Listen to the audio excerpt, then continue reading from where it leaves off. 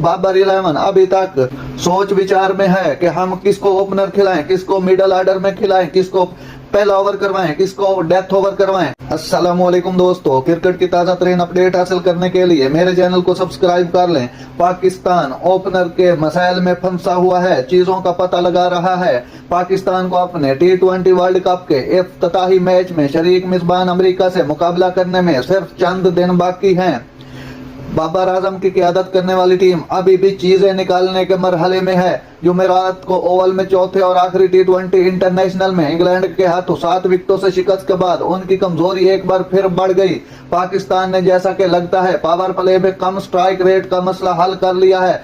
बल्लेबाजी में मेहमानों ने पहले 6 ओवर में 59 स्कोर 1 विकेट पर बनाए, लेकिन एक बार जब ओपनर बाबर और रिजवान ने अपनी विकेटें गंवाई तो पाकिस्तान खेल में वापस नहीं आ सका। फखर जमान, शादाब खान और आजम खान जैसे इंग्लैंड के स्पिनर